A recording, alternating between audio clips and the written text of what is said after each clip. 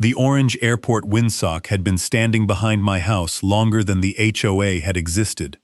By the time I got home that Monday afternoon, it was lying in the grass, with its steel mast bent beside it, the electrical conduit ripped open, and an HOA contractor loading the last pieces into a landscaping trailer. 6 days later, a county aviation inspector would stand on the same patch of ground, stare past the damage toward the HOA clubhouse, and ask one question that changed the entire case. Who approved the height of that rooftop addition? But that came later, because at that moment, all I could see was the equipment on the ground and Marianne Vale standing beside it in a dark pink business suit, holding an HOA folder like she had just won something. Marianne was 56, president of our homeowners association, and one of those people who never seemed to raise her voice because she had trained everyone around her to react before she needed to. She had been sending me violation notices for nearly a month. The HOA called the Windsock an unauthorized exterior structure, while I called it something that had been there when I bought the house 17 years earlier. More importantly, I had repeatedly told them not to touch it until we determined who actually owned it and what rights applied to that corner of my property. But they touched it anyway. The landscaping crew had driven a compact skid steer across my grass, leaving tire tracks cut deep through the soft ground. One worker had removed bolts at the base, while another had cut through a section of conduit, feeding the small obstruction light above the mast. My security camera had captured almost all of it. I parked at the edge of my driveway and took out my phone before I walked toward them, a decision that ultimately mattered. I photographed the truck, the contractor logo, the skid steer, the damaged concrete base, the loose wiring, the mast, the folded orange windsock, and finally, Marianne. I told the crew that they were standing on private property without my consent and asked them to stop removing anything else. They did stop, but only because there was almost nothing left to remove. Marianne opened her folder and showed me a board authorization concerning an unresolved architectural violation, seemingly completely certain that ended the discussion, but it did not. The authorization might have allowed the HOA to enforce an HOA rule, but it did not answer the question I had been asking for weeks. Did the HOA have the right to remove that particular structure from that particular piece of land? I asked the landscaping supervisor who had authorized the work, and he showed me his work order. Marianne's signature was right at the bottom, making it the first piece of paper I photographed twice. Then Marianne made the mistake that turned my irritation into something much more focused by telling me the removal cost would be added to my HOA account. They had entered my property after I had objected in writing. Damaged equipment I had warned them might not belong to me, and now they expected me to pay the contractor who had done it. I did not argue with her. I did not touch their equipment, and I did not block their truck. I simply told everyone on the property that I was documenting the condition of the site and that nothing else should be removed. Marianne looked at me as if I were wasting my time, maybe thinking pictures were meaningless compared with an HOA vote, or maybe she thought the board's rules were the only records that mattered. What she did not know was that the most important document in this dispute had been recorded years before her subdivision was built, a document I had signed around at closing, under which the county had maintained equipment, and buried inside that old record was a right the HOA had never bothered to understand.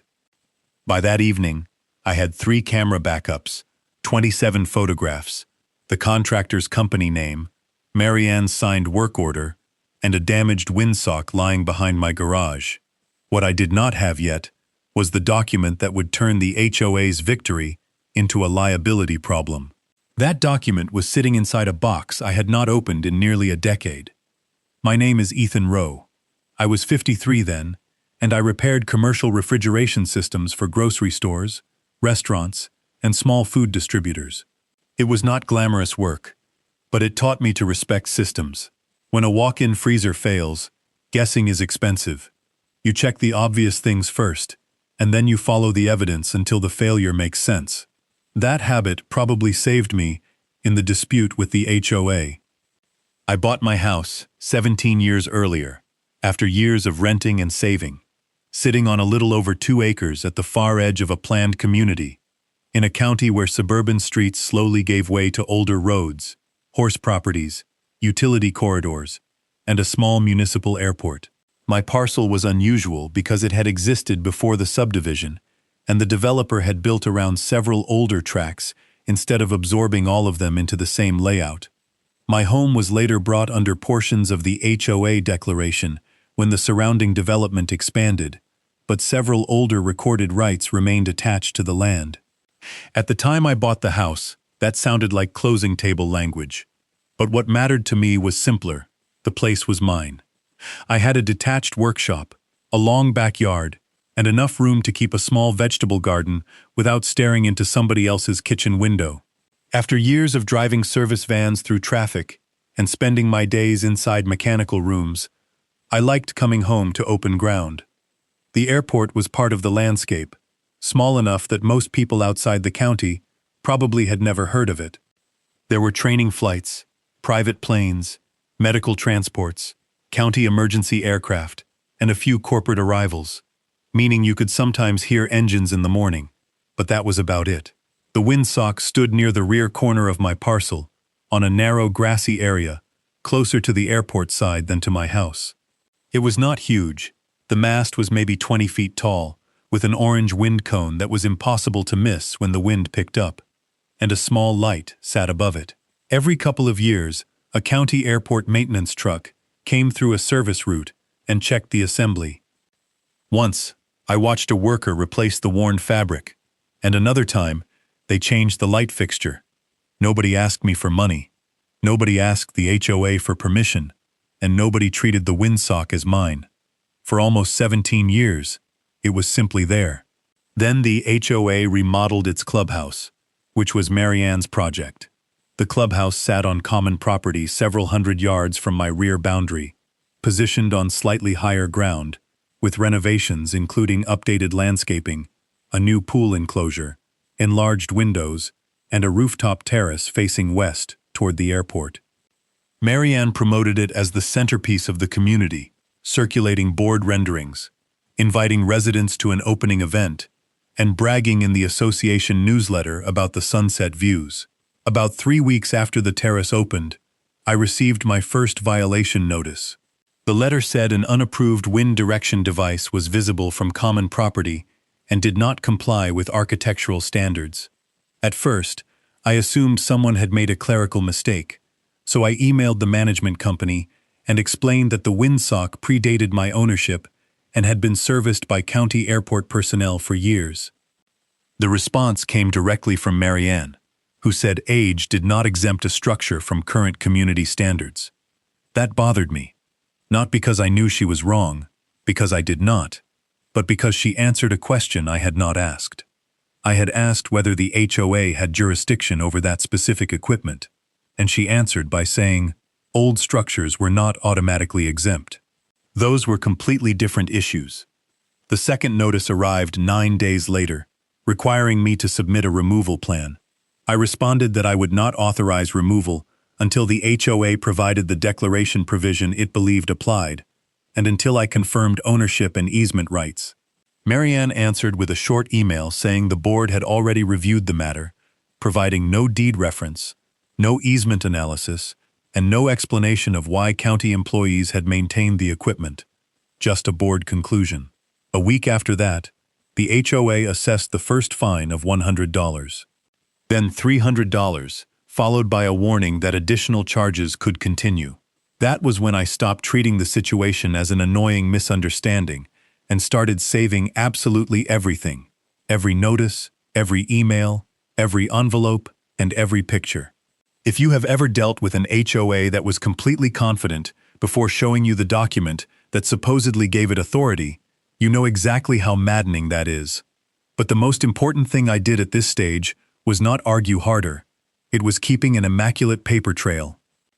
The real escalation began 2 mornings later, when my camera recorded Marianne walking onto the rear portion of my property with a landscaping supervisor and a man from the architectural committee. They did not knock, and they did not call.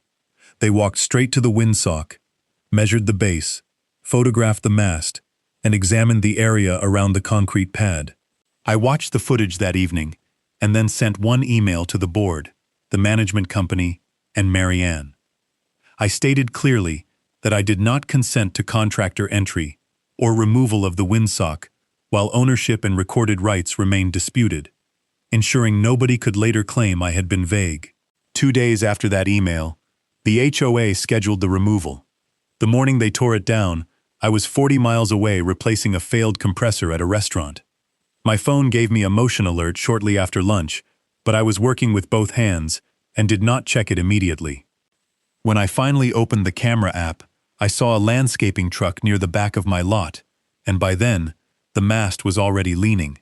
I called the HOA management office from the parking lot, but the receptionist told me she had no information about fieldwork at my address. I called the landscaping company, and the person who answered said the crew was working under an HOA authorization and could not discuss the scope with me. I drove home, and that was the scene I walked into. After the crew left, I did not move the damaged equipment because I wanted the condition preserved.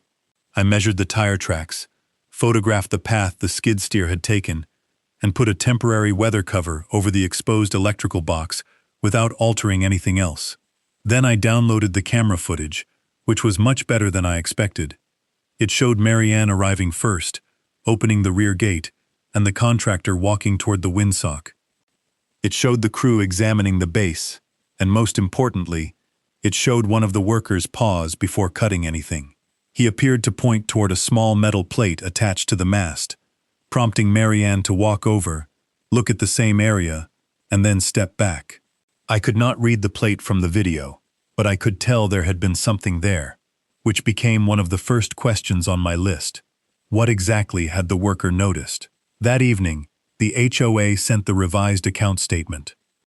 The original fines were still there, but added beneath them was a contractor charge for $1,480. The line item described it as the removal and disposal of a non-compliant exterior improvement. Disposal. That word bothered me immensely because I had specifically told them not to remove anything until ownership was confirmed. I sent a written demand that the equipment be preserved and returned. The next morning, Marianne replied that the contractor had acted under board authority and that the association would not debate enforcement through email. And that was the point where I called an attorney. Claire Benton handled real estate and title disputes in the county, and I expected her to tell me whether the HOA had the right to remove the structure. Instead, after hearing the basic facts, she asked me a much more important question. What did my title policy say? I told her I had not looked at it in years, and she told me to find it before our meeting. That sent me to the plastic storage bins in my workshop, where the closing packet was still waiting, holding the deed, title commitment, old survey, tax documents, disclosure forms, and a stack of recorded exceptions that had meant almost nothing to me when I bought the property. I started with the survey, where near the rear corner of my parcel was a rectangular area marked with an abbreviation and a recording reference, sitting very close to the Windsock location. Then I found the title schedule, where one line referred to a perpetual avigation and visual aid easement in favor of the county. I read it 3 times. The word avigation sounded technical, but the document number gave me somewhere to start. The county recorder's office opened at 8 o'clock the next morning, and I was there at 8:15 a.m. The recorded easement was older than my house, having been granted when the area around the airport was still mostly open land. The document gave the county rights over a defined portion of the parcel for aviation-related purposes, so I immediately requested a certified copy. Then I kept reading. The language covered access, installation, maintenance, inspection, repair, replacement, and operation of a wind direction indicator and associated lighting. The land itself remained private property, but the county had the right to maintain the aviation equipment located within the easement, which immediately explained the maintenance trucks. But I still had critical questions. Did the county actually own the Windsock, or had the easement ever been abandoned? Did later subdivision documents change anything? And was the HOA declaration senior or junior to the recorded right? I did not assume one old document solved the entire case, as that would have been the exact same mistake Marianne had made in reverse. so I kept digging. At the airport office, a maintenance coordinator named Luis Ortega searched the property address and found a site number associated with my rear corner. Then he found the maintenance history, fabric replacement, lighting inspection, hardware service, and vegetation clearance around the base. The county had records going back years, and Luis also found an asset number for the wind indicator assembly, which was highly significant. I asked whether the mast should have had an identification plate, and he said yes. Now I understood what the contractor had probably noticed before cutting the base. The little plate had not been decorative. It had been an asset tag. I checked my photographs again, and one image taken before the equipment disappeared showed part of the metal tag.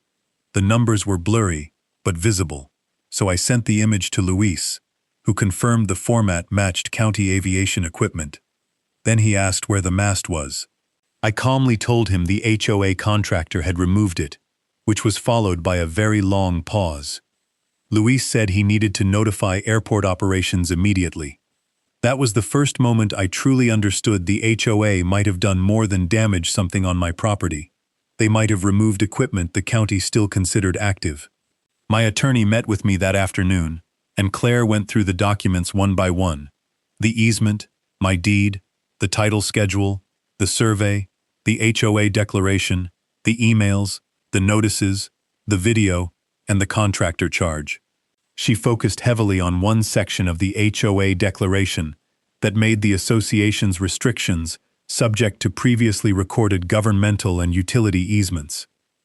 That did not automatically invalidate every HOA rule around the area, but it made one thing very difficult for the board to defend.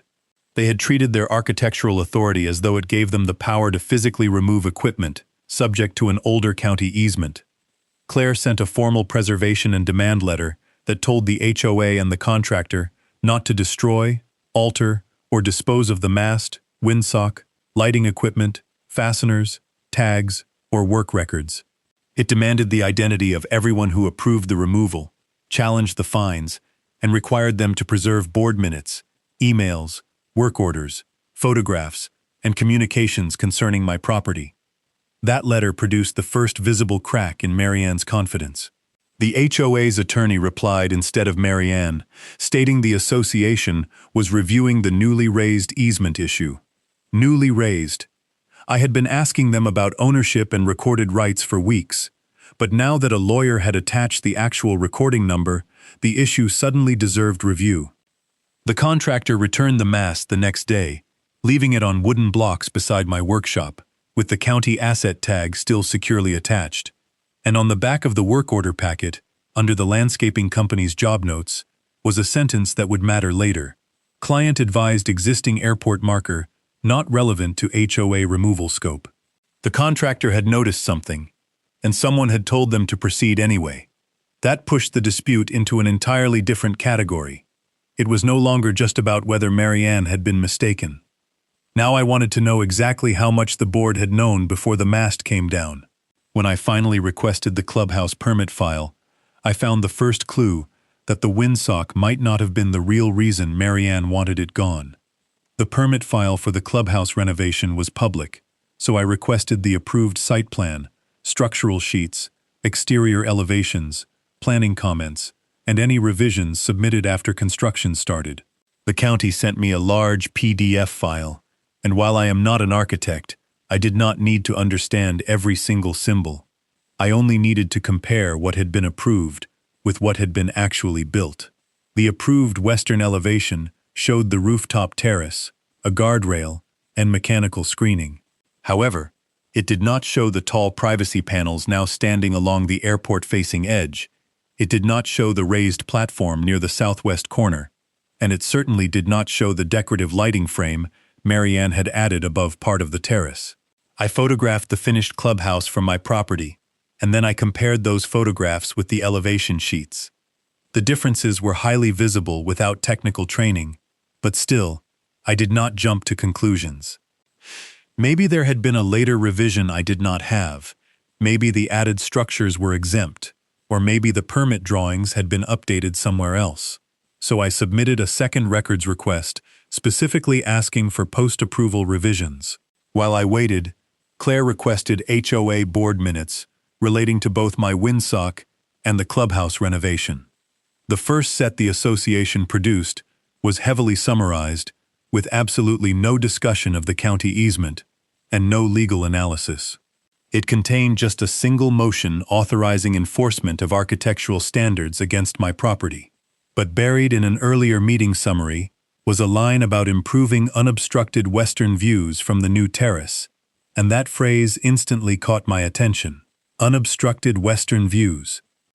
The Windsock stood directly in that view. Then I found an HOA newsletter from 2 months earlier where Marianne had written an update about the clubhouse project, describing the new terrace as offering a clean panoramic view toward the airport and surrounding countryside. The Windsock had been there for decades and had not suddenly become non-compliant. The only thing that had changed was the clubhouse. That did not explicitly prove an illegal motive, but it gave the dispute crucial context. The HOA had renovated a terrace facing an existing aviation device, and shortly afterward, the board suddenly decided that device was visually unacceptable. The second county records response arrived 3 days later, confirming there were no approved revisions showing the rooftop additions as built. Instead, the planning file contains something else, a review note from the original permit process stating that rooftop features within the airport overlay area had to remain within the elevations shown on the approved plans unless additional review was obtained. That was not a final determination that the HOA had violated anything, but it was enough for Claire to tell me not to ignore it. She advised me to send the plans to the county office instead of accusing the HOA publicly, so I did exactly that. I submitted a simple request for clarification, attaching the approved elevation alongside a current photograph, and asked whether the finished rooftop configuration matched the approved file. I made sure there was nothing dramatic, no threats, no social media, no angry neighborhood posts, just cold, hard documents. Meanwhile, another piece of evidence arrived from the landscaping company after their insurer had contacted them regarding Claire's preservation letter. The contractor provided a copy of the work order and a short internal email chain, revealing that one field supervisor had written before the removal that the mast appeared to have an aviation identification plate, strongly recommending confirming ownership. The office forwarded the concern to the HOA contact, and Marianne responded that the board had already confirmed jurisdiction, explicitly instructing them to proceed. That email was the closest thing I ever got to a smoking gun, not because it proved she knew the full legal situation, but because it proved she had received a direct warning from her own contractor that the structure might not be an ordinary homeowner improvement. She did not pause, she did not call the county, she did not ask the airport, and she did not obtain a title review. She just told them to continue. Claire added that email to our demand, and the HOA attorney's next response was much more careful. He proposed that all enforcement activity related to the Windsock be temporarily suspended while the association reviewed the easement. My fines stopped growing, but they were not removed, at least, not yet. The county aviation office contacted me the same day because a county aviation safety inspector named Paul Hensley wanted to visit the site. He asked me not to reinstall or alter the equipment before the inspection, which was easy, since I had not touched it beyond protecting the exposed electrical box. Paul also asked whether there had been any recent development or construction near the Windsock, so I told him about the clubhouse renovation. He asked for the permit documents I had obtained, which surprised me, as I assumed his interest was only the wind indicator. He explained that the airport tracked certain visual aids and also coordinated with county planning on nearby development issues. But again, he did not tell me there was a violation. He simply asked me to send what I had.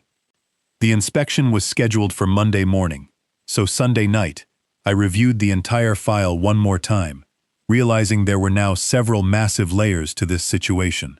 My deed and title schedule established the old recorded interest, the certified easement described the county's rights, and airport maintenance records showed ongoing use.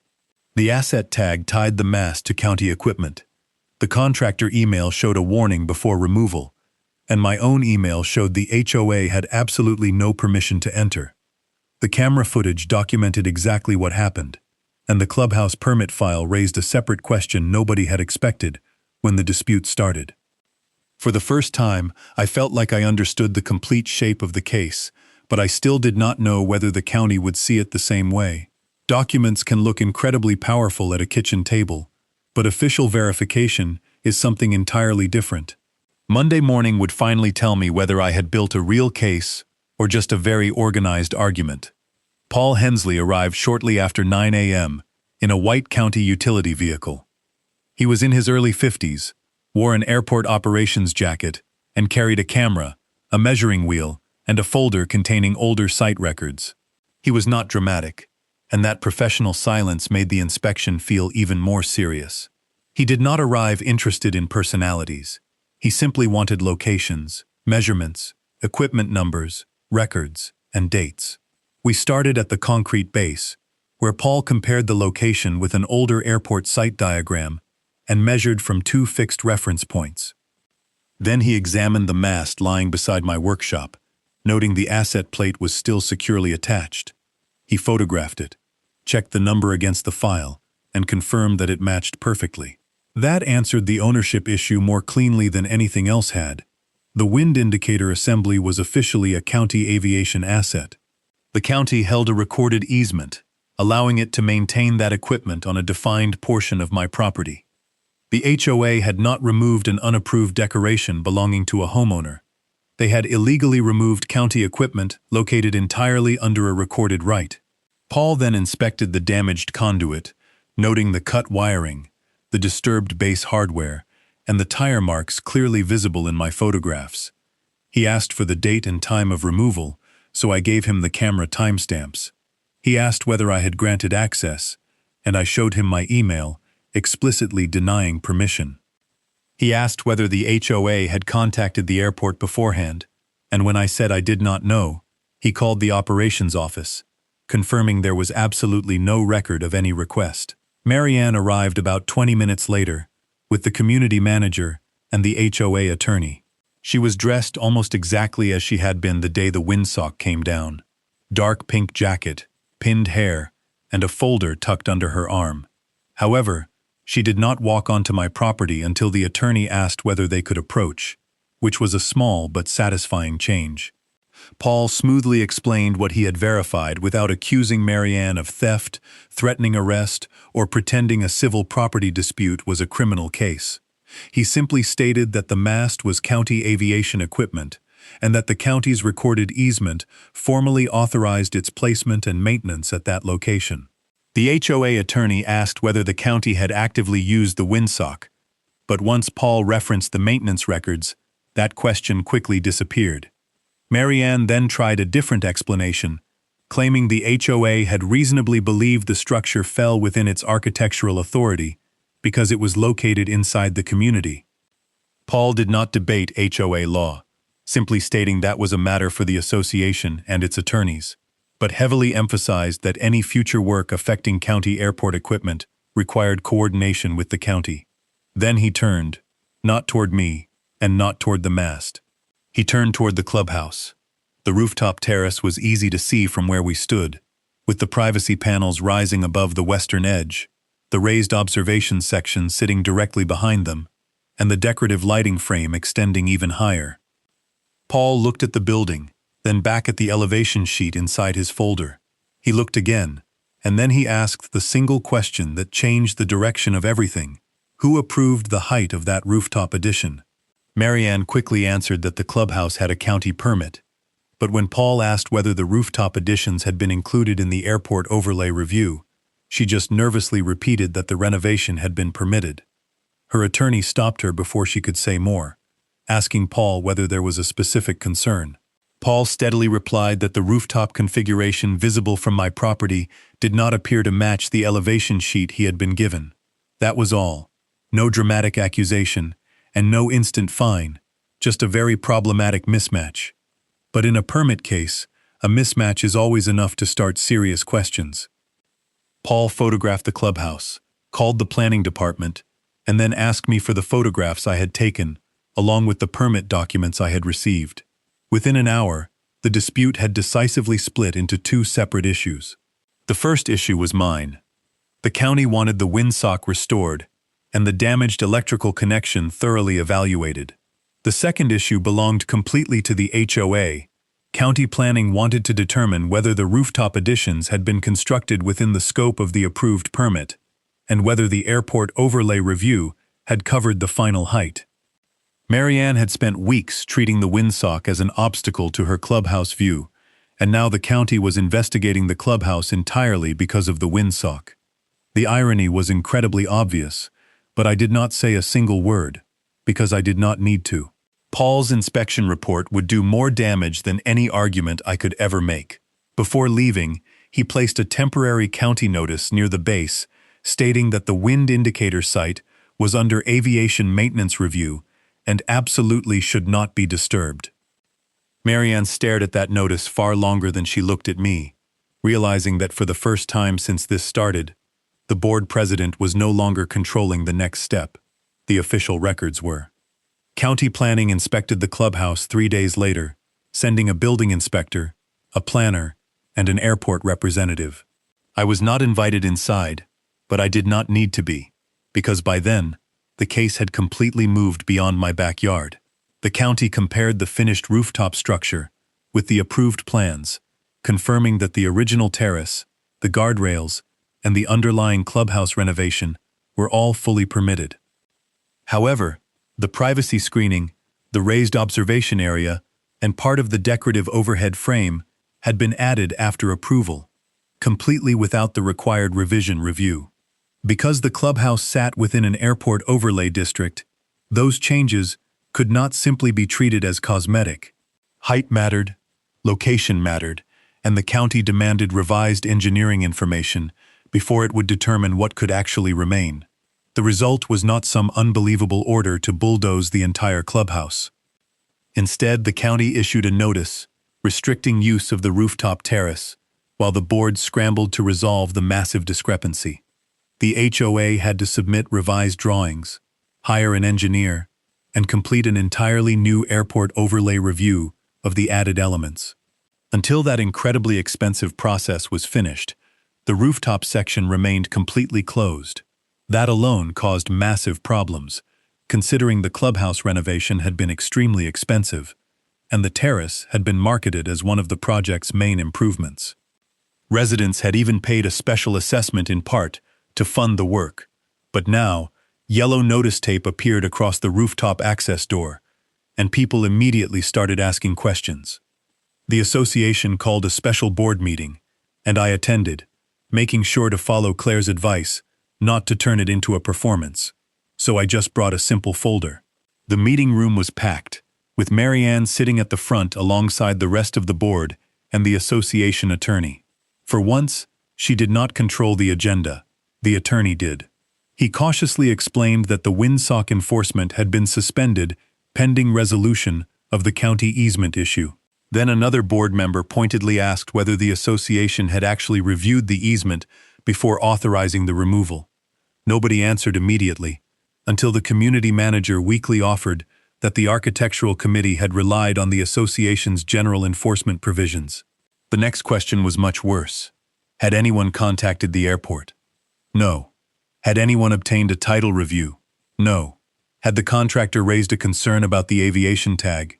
That final question produced the longest, most painful silence of the entire meeting. The contractor email had already been turned over to the HOA's insurer, and the board attorney clearly knew it existed. He said the association had received notice that the contractor raised a potential ownership question before removal, and that the matter was currently being reviewed. Residents began looking toward Marianne, marking the very first time most of them understood the conflict was not simply about one stubborn homeowner refusing to remove an ugly pole. The board had been directly warned that the pole might be active airport equipment, yet they removed it anyway. Soon enough, the insurance carriers became heavily involved as the contractor's insurer and the HOA's carrier each fought to determine who was ultimately responsible for the physical damage. The airport authority promptly sent a formal restoration estimate showing the assembly required far more than simply standing the old pole back up. The electrical conduit had been crushed. The base hardware needed complete replacement. The lighting circuit had to be thoroughly inspected, and the Windsock fabric had been torn during reckless handling.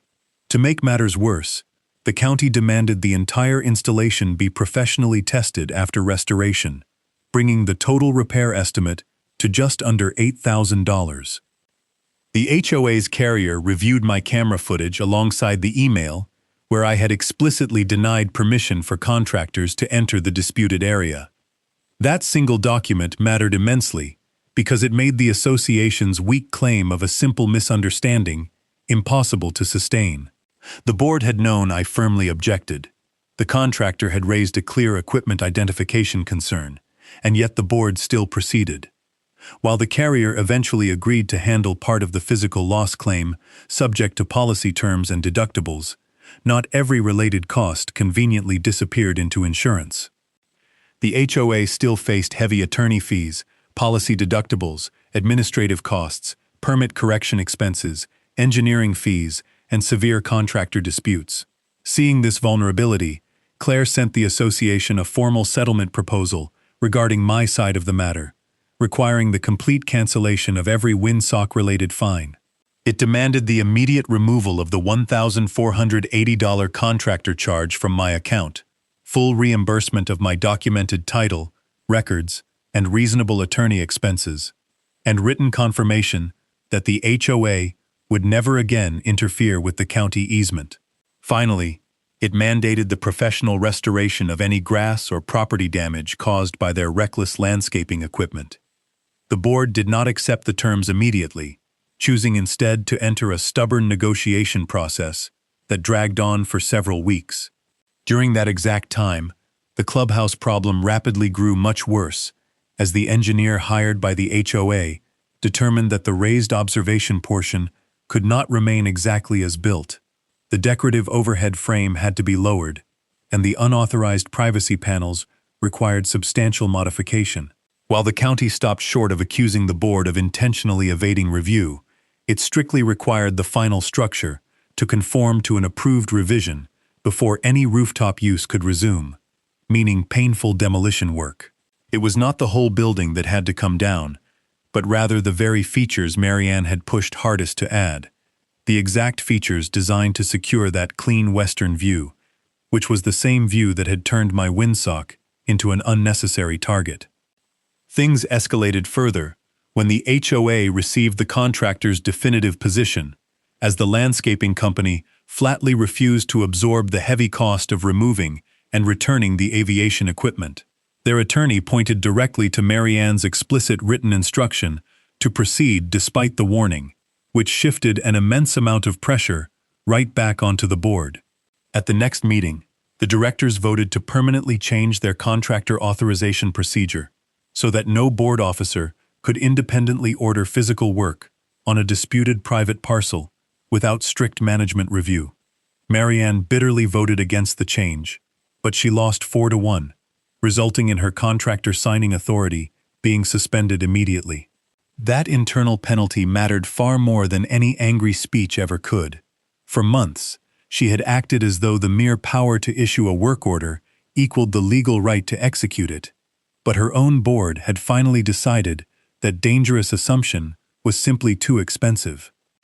The final settlement was formally signed 6 weeks after the county inspection, ensuring every single HOA fine related to the Windsock was completely canceled, and the $1,480 contractor charge vanished from my account.